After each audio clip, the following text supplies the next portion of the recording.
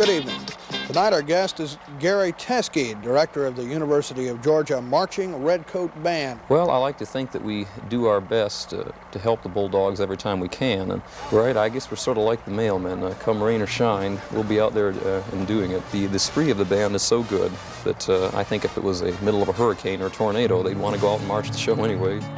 We're in our 121st season now, so obviously a lot of things have come and gone. I think it's really cool how something stretches from one generation to another, and it makes a thing that must evolve somehow also have a line that makes it consistent. My name's Brett Balcom. I am director of the Redcoat Band, director of athletic bands. I've been in that role since August 2019, but I've been associated with the Redcoat Band in some way, shape, or form since I got here as a freshman in 1992. The band was what brought me into the UGA culture, and about 15 minutes of hearing the enthusiasm and the energy that came from the Redcoats really is what made me a Bulldog for the first time. Yeah, I think the tunes you grow up on that the Redcoats play are things that you want to hear the rest of your life, and it conjures up great memories for people of their childhood and coming to games and hearing the songs. That's a big part of the nostalgia here. I think one of the most important and rewarding parts of being part of Redcoats is that you are part of this thing that's much bigger than you are. When you end up on a Saturday with 93,000 people pulling for the same thing, trying to get the same thing done, that in and of itself is also more special. It's clear that we have a really great relationship, not only with the fans, but also with the football team.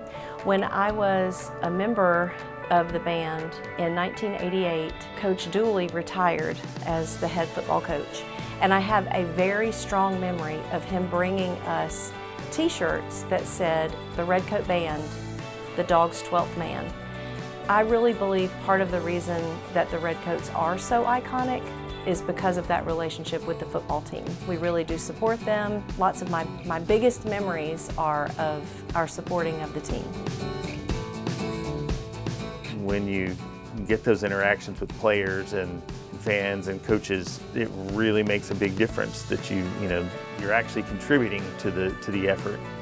It's fun to be in band, and it's fun to play, and it's fun to do all these things, and it's really, really fun to be part of something that's bigger than you, and being a part of a winning program here in particular makes it particularly rewarding.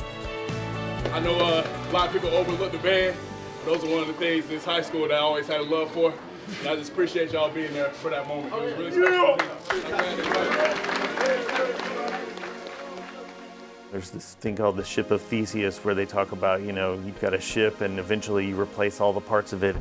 Once you've replaced all the parts, is it still the same ship? And I think that's kind of one of the things the alumni band answers is that, yeah, it is the same. Being able to share stories and experiences and just perspectives with the people who had a lot to do with getting the band to where it is today, it's incredibly powerful. I think just of the family aspect that makes this band special. You are on the field with 400 of your closest friends. We have such a great alumni organization, and to see them continue to come back year after year and to be a small part of that is truly an amazing honor, and I hope to continue that alumni legacy in the future. We still play the same music, and we still have many of the same traditions, and they evolve and they change, and they'll continue to evolve and change, but seeing the people who got the tradition to the point where it got to you is really meaningful.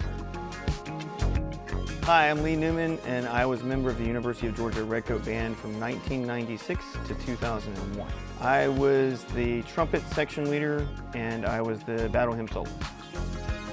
I think it was in the spring or maybe like early summer, Dr. Balcom came to me with the idea that, hey, what if we put the battle hymn soloist up in this corner and we blast your face across the Jumbotron and hook a mic to you? Do you think that could be possible? Would you want to do that? And I was like, oh yeah, sure. Not thinking through the logistics. Oh yeah, cool, that'd be great. And then as we got closer to game day, I remember Dr. Balcom going, hey, really can't screw this up. This could be a one and done. And Dr. Satterwhite, the director of band, pointed, and we played it, and it went off without a hitch. And from there, it's become a tradition for the University of Georgia Redcoat Band.